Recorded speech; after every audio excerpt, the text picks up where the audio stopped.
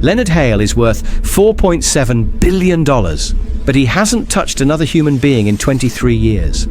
And the woman who's about to change that has no idea who he really is.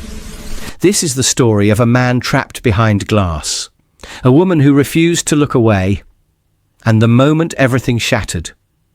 When Leonard was 9 years old, his father's research assistant locked him inside a magnetic vault. It wasn't an accident. Richard Hale had just been featured in Time magazine. The architect of tomorrow, they called him. His quantum computing patents were reshaping entire industries. And his assistant, a man named Douglas Crane, had worked 70-hour weeks for 6 years without a raise, without recognition, without so much as a thank you. Douglas resented everything about the Hale family, the mansion, the private schools, the way Richard would bring his son to the lab on Saturdays and let him play with equipment worth more than Douglas made in a year. One Saturday in March, Richard left early for a conference call. Douglas was alone with Leonard in the storage facility where they kept failed prototypes and classified materials. Leonard was holding a small glass prism up to the light, watching rainbows dance across the concrete walls. "Put that down," Douglas said. Leonard didn't hear him. He was spinning, laughing, chasing the light. "I said, put it down." Leonard turned, confused. "Why are you angry?" And something inside Douglas snapped. "You want to see what happens when things get locked away, when nobody notices you're even there." He grabbed Leonard by the shoulder and shoved him into the research vault. It was a small room, maybe 6 feet by 8, with reinforced steel walls and a magnetic seal designed to protect sensitive equipment from electromagnetic interference. Leonard stumbled backward, catching himself against a metal shelf. "Wait!" Douglas slammed the door. The magnetic lock engaged with a heavy thunk. The lights inside flickered once, then went out. Leonard stood in complete darkness. He couldn't see his own hands in front of his face. "Hello?" His voice sounded small, swallowed by the walls. "Mr. Crane, this isn't funny." Silence. He walked forward, hands outstretched, until his fingertips touched the cold steel door. He pushed. It didn't move. "Let me out!" He pounded on the metal. "Please!" No response. He screamed. He kicked. He threw himself against the door until his shoulder ached and his throat burned. The darkness was absolute. No windows, no seams of light. Just black. He didn't know that Douglas had already left the building. Didn't know the magnetic lock had malfunctioned when the power grid flickered. Didn't know his father wouldn't return for 7 hours. All Leonard knew was that the walls were closing in, that the air was getting thinner, that he was going to die in the dark, and nobody would ever find him. He screamed until his voice cracked and disappeared. Then he curled up in the corner and waited. When they finally opened the vault, Leonard was unconscious, hypothermic. His fingernails were cracked and bleeding from clawing at the door. Douglas Crane was arrested. The case made headlines for 3 weeks. Then it disappeared, settled quietly out of court with an NDA and a sum of money nobody would discuss. Leonard spent 4 months in a children's psychiatric hospital. The doctors said he'd recover, that with time and therapy the trauma would fade. They were wrong. He couldn't sleep without a light on, couldn't ride in elevators, couldn't sit in rooms without windows, and he couldn't, absolutely could not, let anyone touch him. Even his father's hand on his shoulder felt like being shoved back into that vault. By the time Leonard turned 18, he'd learned to build his life around the fear. Homeschooling, online university. A startup launched from his bedroom that became a $50 million acquisition before he turned 25. He was brilliant, driven, untouchable, literally. Now at 41, Leonard runs his empire from behind screens. His estate sits on 40 acres outside the city. 16 bedrooms. A library with first editions he's never held. A pool he's never swum in. Staff he's never met face to face. Everything is managed through intercoms, emails, and automated systems. Food is left outside his study on a heated cart. Deliveries are placed in a vestibule and scanned remotely. His lawyer, his accountant, his board members, they all zoom in from offices downtown. He hasn't left the property in 11 years. The staff knows the rules. Stay 3 feet away. Communicate through the intercom system. Never knock. Never enter a room he's in. Never, under any circumstances, attempt physical contact. 42 people work on the estate. Groundskeepers, housekeepers, security, a private chef who prepares meals Leonard will eat alone. They're paid well, very well, enough that nobody asks questions. Most of them have never even seen him. Leonard's therapist, Dr. Novak, a woman he's been speaking to via video call for 9 years, tells him he's plateaued. "You've built a life where you feel safe," she says, during their Tuesday session, but safety and healing aren't the same thing. Leonard is sitting in his study, a massive room with floor-to-ceiling windows overlooking the garden. His desk is mahogany, his chair is leather. Everything is exactly 3 feet away from everything else. "I'm functional," Leonard says. "You're isolated." "I run 3 companies. I employ over 600 people. I donated $40 million to pediatric trauma research last year. How is that isolated?" Dr. Novak tilts her head. "When's the last time you had a conversation with someone in the same room?" Leonard doesn't answer. "When's the last time someone surprised you?" "I don't like surprises." "I know, but Leonard, you're not living. You're managing, and there's a difference." He ends the session early.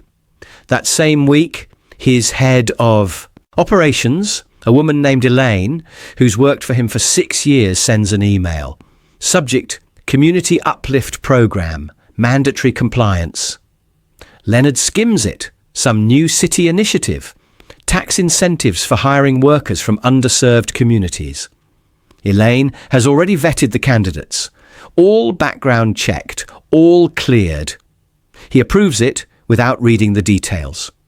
2 days later, Mira Lawson walks through the front gate, carrying a single cardboard box. Mira is 29 years old. She has $7 in her checking account, a 2009 Honda Civic with a cracked windshield, and a younger brother named Marcus, who she hasn't seen in person in 4 months. She's 3 months behind on rent. Her landlord started eviction proceedings last week. She's been sleeping in her car in the parking lot of the grocery store, where she worked until they cut her hours to 15 a week. When the call came from the Hale estate, $19 an hour, full benefits, housing included, she almost thought it was a scam. But she went to the interview anyway. Sat across from Elaine in a conference room that felt bigger than her entire apartment. Answered questions about inventory management and organizational systems, even though she'd never done that kind of work before. Elaine hired her on the spot. "The position is live-in," Elaine explained. "You'll have a private room in the staff wing. Meals are provided. Your primary responsibility is maintaining the household inventory system, linens, cleaning supplies, library books, anything that needs tracking." "Who am I reporting to?" Mira asked. "Mr. Hale, but you won't meet him directly. He prefers remote communication." "Is he okay?" Elaine smiled, but it didn't reach her eyes. "He values his privacy. You'll receive instructions through the intercom system. Follow them exactly, and you'll do fine." Mira nodded. She didn't care if her boss was strange. She cared that she'd have a roof over her head and enough money to start saving for a lawyer, because Marcus was still living with their aunt 2 states away, and Mira was going to get him back. Her room is small but clean. A twin bed, a desk, a window overlooking the garden. It's the nicest place she's lived in 3 years. She unpacks her cardboard box. 2 pairs of jeans, 4 shirts, a photo of Marcus in a frame she found at Goodwill. He's wearing his robotics team jersey, grinning, holding a trophy. She props it on the desk and exhales. "Okay," she whispers to the photo. "We're going to be okay." Her first day is orientation. Another staff member, a housekeeper named Diane, walks her through the estate. This is the East Wing. Mr. Hale's study is down that hall. You never go down that hall. Got it? This is the library, 15,000 books. Your job is to track what's been moved, reshelved, or needs repair. There's an app. I'll show you. Okay, this is the kitchen.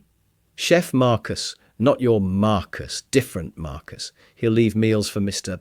Hale on the cart, outside his study 3 times a day. You don't touch the cart. You don't move it. You don't ask questions. Understood. Diane stops walking and looks at Mira carefully. You seem nice. So I'm going to tell you something nobody told me when I started. Don't try to meet him. Don't try to talk to him. Don't try to help him. People who do don't last long here, right? What happens to them? They get fired or they quit. Same result. Mira nods slowly.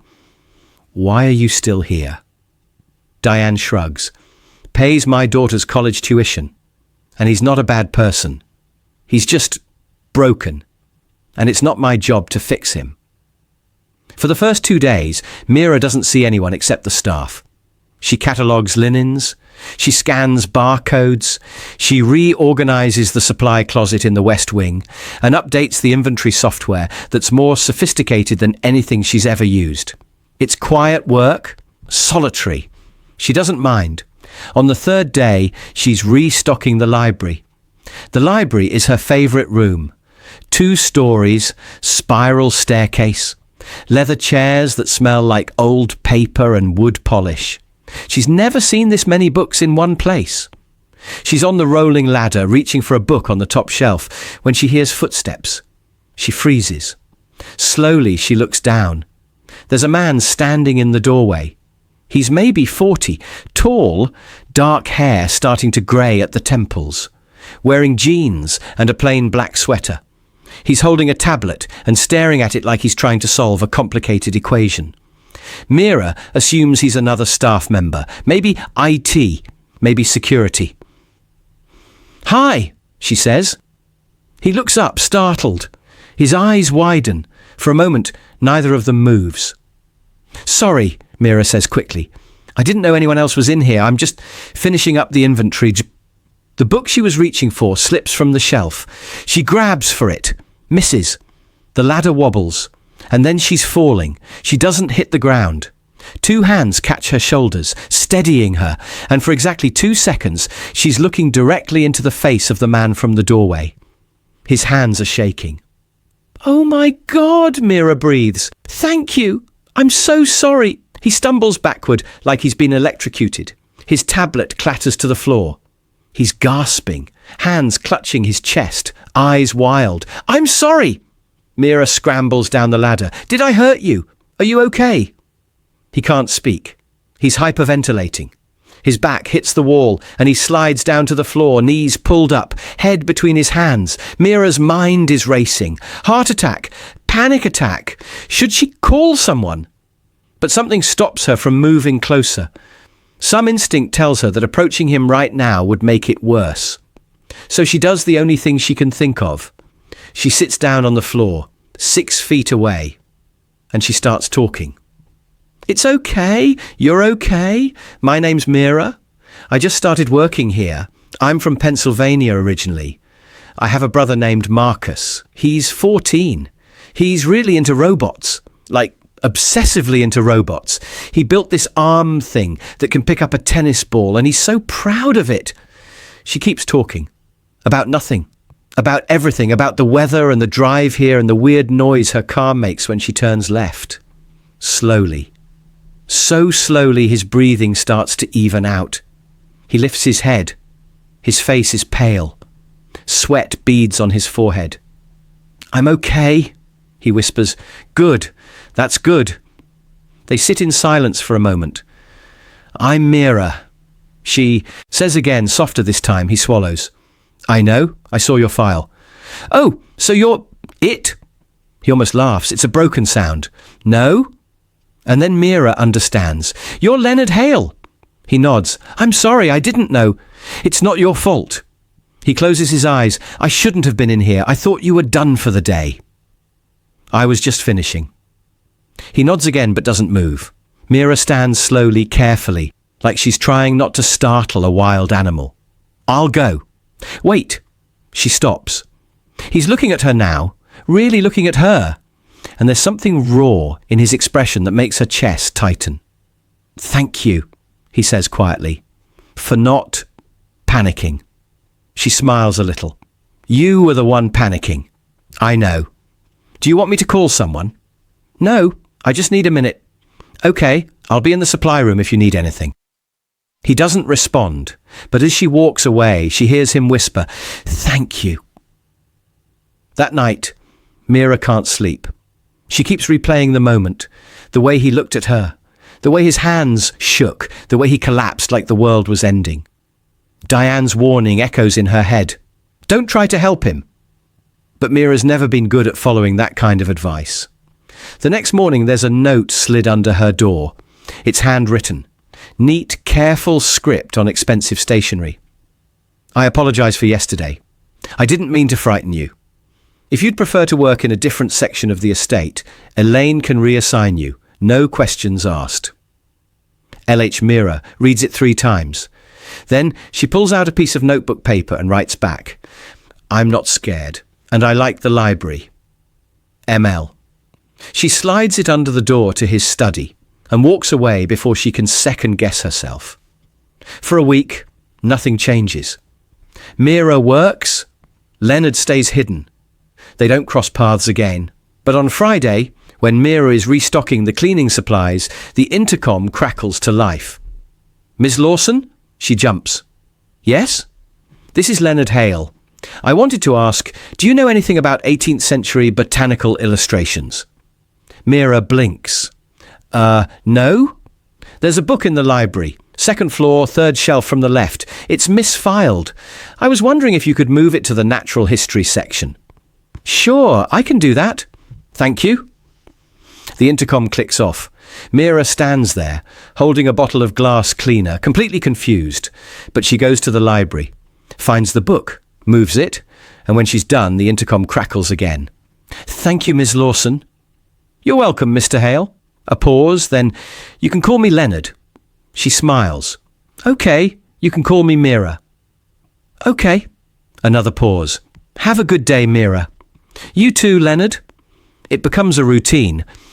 Every day around 2 in the afternoon, the intercom clicks on. Leonard asks her to move a book, or check an inventory number, or confirm that a delivery arrived. They're small requests. Unnecessary, really, but Mira realizes pretty quickly that they're not about the tasks. They're about the conversation. Did you grow up around here? He asks one day. Pennsylvania, small town. You? Here, but I don't remember much of it. Why not? A long pause. I didn't leave the house much. Mira doesn't push. What do you do all day? Work, mostly. Board meetings, emails, strategy calls. That sounds boring. He laughs. Actually laughs. It's quiet, but it's real. It is. You should get a hobby. Like what? I don't know. Painting, guitar, baking. I don't think I'd be good at any of those. You don't have to be good, you just have to enjoy it. Another pause. What do you enjoy? Mira thinks about it. Honestly. Right now, these conversations. The intercom goes quiet for so long, she thinks he's hung up. Then softly, me too. 3 weeks in, Mira finds an envelope outside her door. Inside is a check for $30,000 and a note. I saw in your file that you're working toward custody of your brother. I know legal fees are expensive. Please accept this. No strings, no expectations. You've been kind to me when you didn't have to be. Let me be kind to you. Elmira stares at the check until her vision blurs. $30,000. That's a lawyer, a bigger apartment. Proof to the court that she's stable. That's Marcus coming home. Her hands are shaking, but something stops her from depositing it. She sits down at her desk and writes back. Leonard, I can't take this. It's too much.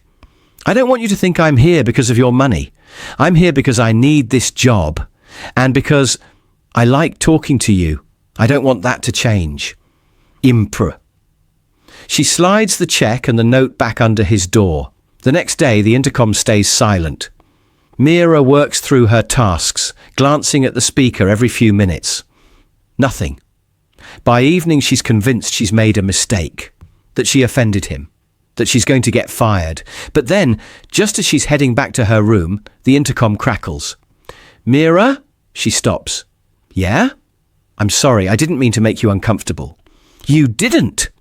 Then why won't you take the money? She leans against the wall, closing her eyes. Because I don't want you to think I'm using you. I don't think that. You don't know me. I know you better than you think. Mira's throat tightens. Leonard, I just want to be your friend. Is that okay? A long, long pause. Then, so quietly, she almost misses it. I haven't had a friend in a very long time. Well, now you do. After that, something shifts.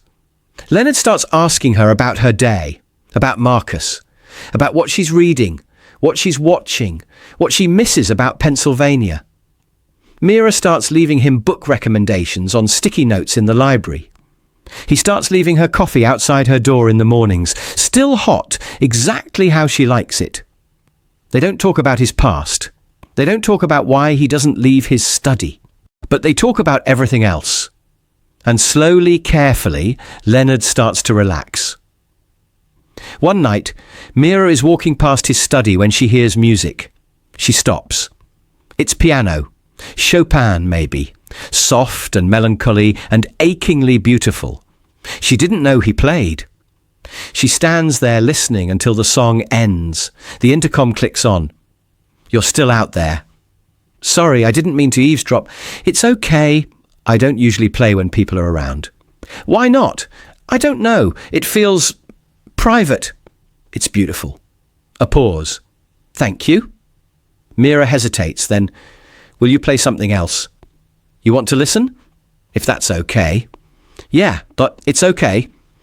And he does. Mira sits on the floor outside his study, back against the wall, and listens as Leonard plays. She doesn't know the names of the songs. She doesn't need to.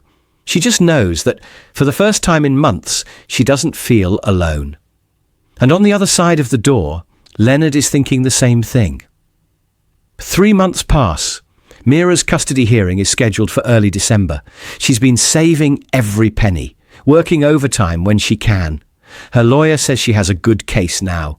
Steady job, stable housing, character references from Elaine and Diane. Marcus calls her every Sunday. He talks about school, about his robotics team, about how much he misses her. I'm coming home soon, Mira tells him. I promise. I know, Marcus says, but she can hear the doubt in his voice. Leonard starts leaving his study more often. Not when people are around, but late at night, when the estate is quiet, he walks through the halls. He sits in the library. He stands at the windows and looks out at the garden. Mira knows because she's seen the security footage. Elaine showed her once accidentally when they were reviewing the logs. He's getting better, Elaine said quietly. I've worked here 6 years. I've never seen him leave that study. Why now? Mira asked. Elaine looked at her. I think you know why. One night, Mira's restocking the library when she hears footsteps behind her. She turns. Leonard is standing in the doorway, not on the intercom, not through a screen. Right there, in the same room. Hi, she says softly. Hi. You're here. I'm here. They stare at each other. Can I help you with something? Mira asks. He shakes his head. I just wanted to see you, without glass between us. Her heart stutters. Okay. He steps into the room. Slowly, carefully, like he's testing the air. How are you doing? He asks. Good. Nervous. My custody hearing is next week. I know you'll do great. I hope so. He nods, then hesitantly, Mira, I know you didn't want to take the money before, but if you need help, if you need anything, I know, thank you. I mean it. I know. They're standing 6 feet apart, but it feels closer than that. Can I ask you something? Mira says. Anything. Why me? Why did you open up to me? Leonard looks away. I don't know. Maybe because you didn't look at me like I was broken. You just looked at me like I was a person. You are a person. I forget that sometimes. Mira's eyes sting. Leonard, I should let you work. He turns to leave. Wait, he stops. Thank you for being my friend." He looks back at her, and for the first time he smiles. Really smiles. "Thank you for being mine." The next week, Mira's hearing is denied. The judge says her living situation is temporary and dependent on her employer, that she needs to demonstrate long-term stability, that she should reapply in 6 months. Mira sits in the courtroom, numb as the gavel comes down. Marcus's aunt promises to keep taking care of him. Mira nods, thanks her, walks out to the parking lot and sits in her car and cries until she can't breathe. She doesn't tell anyone, not Diane, not Elaine, not Leonard. She just goes back to the estate and locks herself in her room. But Leonard knows. He's been monitoring the court records. He knows the hearing was today. He knows the result. And when he hears crying from the staff wing that night, he knows it's her. He stands outside her door for 20 minutes, hand raised to knock, before he realizes he can't. So he does the only thing he can. He writes a note. "Mira, I'm so sorry. I know it doesn't help, but I'm here if you need me." He slides it under her door and walks away. The next morning, Mira finds the note, and underneath it another envelope. Inside is a check and another note. "I know you said no before, but please let me help you. You deserve to have your brother back. And if money is the only thing standing in the way, then let me be the one to fix it. You've given me more than you know. Let me give you this, please. L." This time, the check isn't for 30,000. It's for 200,000. Mira's hands shake as she reads the note. $200,000. That's not just a lawyer. That's a house.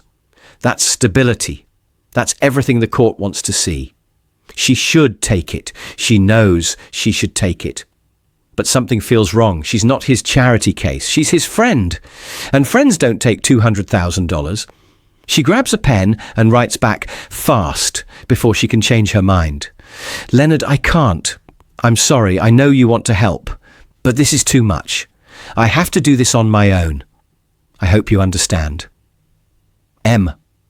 She slides the check and the note back under his door, and then she goes to work, heart pounding, wondering if she just made the biggest mistake of her life. The intercom stays silent all day, and the next day, and the next. By the 4th day, Mira is panicking. She's ruined everything. She's pushed him away. He thinks she doesn't care. He thinks the intercom crackles to life. "Mira?" She nearly collapses with relief. "Yeah? Can you come to my study? Please." Her stomach drops. "Now. If you're not busy, I'll be right there." She's never been inside his study.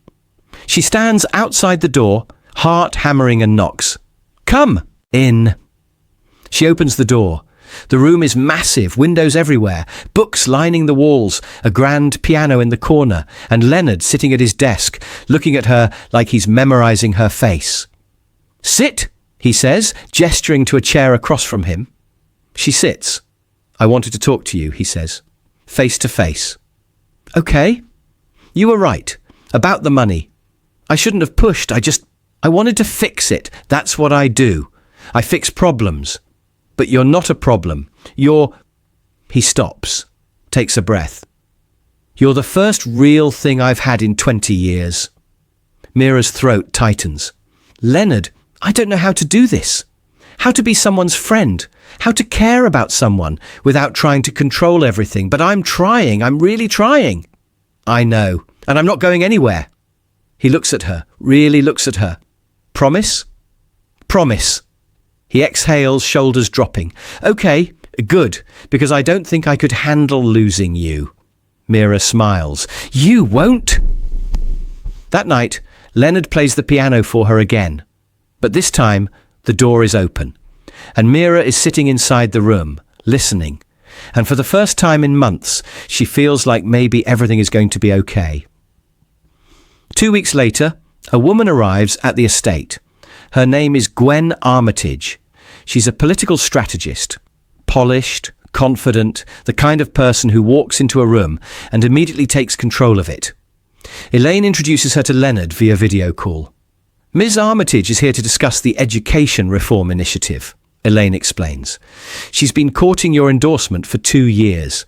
I think it might be worth a conversation. Leonard glances at the screen. Gwen is sitting in the conference room, perfectly composed, a leather portfolio in front of her. Mr. Hale, she says warmly, it's an honour. Ms. Armitage, please call me Gwen.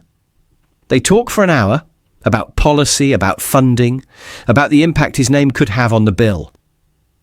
Leonard is intrigued. The initiative is solid. The goals align with his values. I'll consider it, he says finally. Gwen smiles. That's all I ask. Over the next month, Gwen becomes a regular presence at the estate.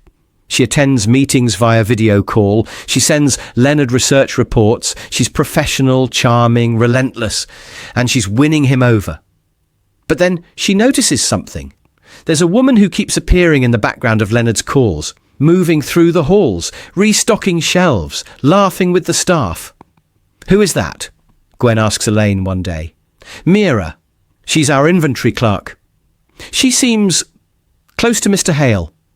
Elaine shrugs. She's good at her job. But Gwen sees the way Leonard's eyes track Mira when she passes by the study. The way his voice softens when he talks about her. The way he smiles, actually smiles, when she leaves him notes in the library. And Gwen realises something that makes her blood run cold. Leonard Hale, the man she's been courting for 2 years, the man whose endorsement could make her career, is falling for a girl who doesn't even know who he is. And that girl has more influence over him than Gwen will ever have. Gwen runs a background check. Mira Lawson, 29, no college degree, eviction history, a younger brother in foster care, nothing remarkable, nothing threatening. Except Mira's access codes show she's been entering Leonard's study. Regularly, late at night. She's been spending time with him. Alone. And Leonard has been transferring small amounts of money. Coffee, books, gifts to her account. On paper, it looks inappropriate, maybe even exploitative. Gwen smiles. She can work with this. She schedules a meeting with Leonard, in person. The first time he's agreed to meet someone face to face in over a decade. I need to discuss something sensitive, she says. I'd prefer to do it privately. Leonard hesitates, but he agrees. Gwen arrives at the estate on a Thursday afternoon. She's escorted to the conference room. And when Leonard walks in, no screen, no intercom, her heart races. Mr. Hale, thank you for seeing me. He nods, stays near the door. What's this about? Gwen sets her portfolio on the table. I want to make sure we're on the same page about the partnership, about expectations. Okay. I also want to make sure you're protected. Leonard frowns. What does that mean? Gwen opens the portfolio, slides a tablet across the table. I ran a security audit, standard procedure for high-profile partnerships, and I found something concerning. Leonard picks up the tablet. On the screen are access logs, timestamps, file transfers, and Mira's name, over and over and over. What is this? Leonard asks slowly. Your inventory clerk has been accessing your private donor database for weeks. The room goes silent. That's not possible. I'm looking at the logs, Leonard. She's been entering your study late at night. She's been using your systems. And she's been copying encrypted files to her personal tablet. Leonard's hands start to shake. Mira wouldn't... I know it's hard to hear, but you need to protect yourself. If this leaks to the press, if it looks like you've been compromised by a staff member, it could destroy everything we've been building. Leonard stares at the screen, at Mira's name, at the timestamps that match the nights they've been spending together. His chest tightens. I need to talk to her. Gwen's expression softens. Of course. But Leonard, be careful. People aren't always who they seem. Leonard calls Mira to his study that night. She arrives, smiling, carrying a book she thought he'd like. Hey, she says, you wanted to see me? He doesn't look at her. Sit down. Her smile fades. What's wrong? Did you access my donor database? Mira blinks. Your what? My donor database. The encrypted files on my system. Did you access them? I don't even know what that is. Don't lie to me. I'm not lying. She stands, confused, scared. Leonard, what's going on? He turns the tablet toward her, shows her the logs. Her face goes pale. I didn't do this, I swear. I don't know how my name got there, but I didn't. Then how do you explain this? His voice is rising. His hands are shaking. The old panic is crawling back up his throat. I don't know. Maybe it's a mistake. Maybe someone used my login. Leonard, please, you have to believe me. But he's not listening anymore. He's back in the vault, back in the dark, back to the moment he realized he couldn't trust anyone. I need you to leave, he says, his voice breaking. What? I need you to leave. Tonight, Elaine will handle your severance. Mira's eyes fill with tears. Leonard, please don't do this. I didn't. Get out. She stands there, shaking, staring at him like he's a stranger, and then she turns and walks away. Mira packs her bag in silence. She doesn't cry, doesn't scream, doesn't defend herself. She just packs. 1 cardboard box, 2 pairs of jeans, 4 shirts, and the photo of Marcus. She leaves the keycard on the desk, and she drives away from the estate into the night, wondering how everything fell apart so fast. Leonard sits alone in his study. The logs are still on the screen. Mira's name, the timestamps. It all makes sense.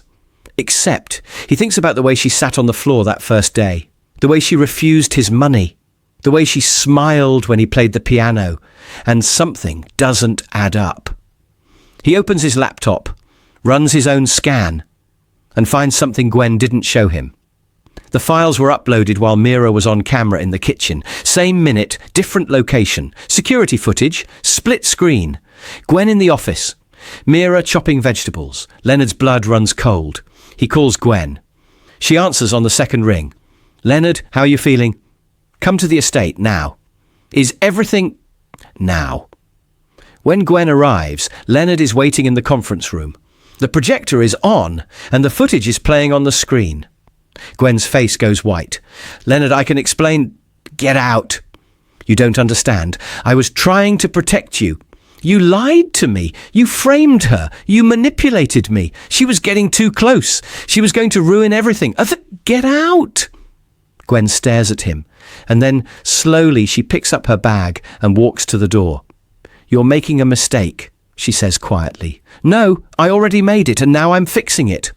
She leaves, and Leonard collapses into his chair, head in his hands. He has to find Mira. He has to make this right. But she's gone. Her phone is disconnected. Her forwarding address is a P.O. box in a city 300 miles away. Elaine tries to help. Diane tries to help. But Mira doesn't want to be found. Weeks pass. Leonard can't sleep, can't work, can't think about anything except the look on Mira's face when he told her to leave. He replays the moment over and over, and he realizes something that breaks him completely. He didn't just lose Mira.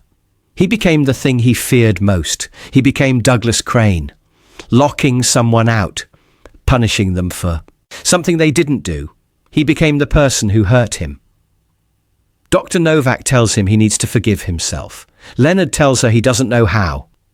Then start by finding her, Dr. Novak says, and tell her the truth. It takes Leonard 3 weeks to track Mira down. She's managing logistics at a small tech training non-profit across the state, living in a studio apartment above a laundromat, working 60-hour weeks. He watches her through the window of the non-profit for 20 minutes before he can make himself go inside. She's laughing with a student, relaxed, glowing. She looks happy. And Leonard almost turns around, but then she sees him, and her smile drops. She steps outside, arms crossed. What do you want? He can't breathe. I was wrong. I'm so sorry. I should have trusted you. You should have asked me. I know. So why are you here, Leonard? He swallows. Because I want to build something, training programs. For kids who have been through trauma, kids like Marcus, like me, and I don't know how to do it without someone who actually understands people. She doesn't respond. I'm not asking you to come back. I'm asking if you'll help me do something that matters. Mira looks at him for a long time, and then she says the words that will change everything. I'll think about it. If you've made it this far, thank you for watching. Part 2. Drops soon, and trust me, you don't want to miss what happens next. Hit that subscribe button and turn on notifications so you don't lose the thread. Because Leonard and Mira's story, it's just getting started.